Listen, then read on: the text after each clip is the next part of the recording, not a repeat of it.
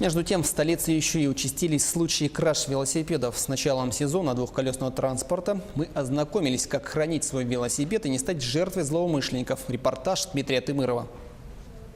Сразу 4 велосипеда были украдены в Якутске за минувшие выходные. В центре города велосипед, который был похищен, не был пристегнут.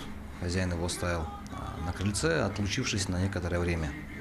Остальные велосипеды были похищены путем взлома тросового замка, повреждения его. Как показывает статистика, чаще всего местом совершения краж велосипедов становятся подъезды многоквартирных домов, а также общественные места. Мы встретились со столичными велосипедистами и спросили, как они охраняют свой двухколесный транспорт.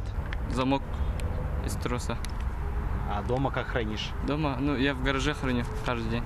Ну, вот такой вот тросик есть. Я им креплю, но ненадолго. Впрочем, тросы не самый безопасный способ защиты велосипеда, но зато самый удобный и быстрый. Еще один способ обезопасить свой транспорт – просто оставлять его на видном месте. Ну, я в общественных местах, там, где камера, там, где через окно можно увидеть свой велосипед. Сиденье с собой ношу. Почему? Ну, потому что он вот легко снимается. И могут украсть. Да, и могут украсть. Вот он просто вот так снимается. Сын то же самое в школу, когда он ходит. На велосипеде ездит, он все время с собой сиденье таскает.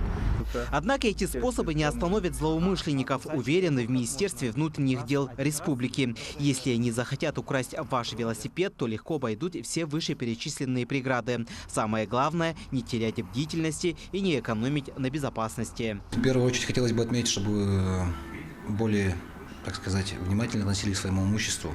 Велосипеды старались заносить в подъезд, потому что на улице они остаются в свободном доступе. То есть человек видит, так сказать, легкую добычу, может легко подойти и использовать какие-то подручные предметы, чтобы тросовые замки сломать. Да? Люди используют некачественные тросовые замки, более качественные хотелось бы, чтобы люди использовали для сохранности своего имущества.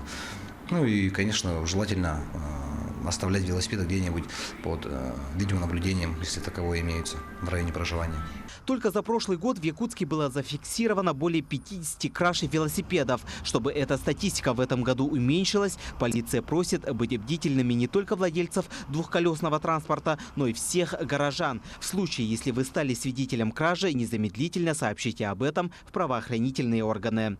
Дмитрий Тымыров, Семен Семенов, Якутск.